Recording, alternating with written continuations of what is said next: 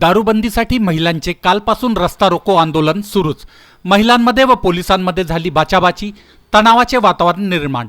तहसील कार्यालयासमोर रस्त्यावर बसून करत आहे धरणे आंदोलन। रात्रीही मुक्काम तहसील कार्यालयाच्या रस्त्यावरच।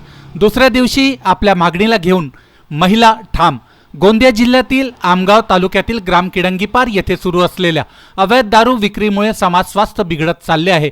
यामुळे समस्त ग्रामस्थांनी दारूबंदीची मागणी करत काल तहसील कार्यालयात धडक मोर्चा काढला, तर तहसील कार्यालयासमोर रस्ता रोको आंदोलन करत समस्त गावकरी हे कालपासून रस्त्यावरच ठिय्या मांडून बसून आहेत।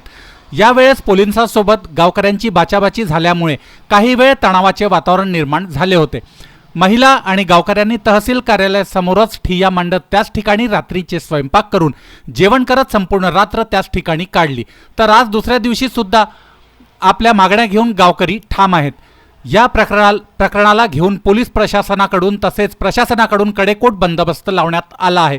जोपर्यंत आमच्या मागण्या पूर्ण होणार नाही तोपर्यंत आंदोलन मागे घेणार नाही, अशी भूमिका गावकऱ्यांनी मांडली आहे।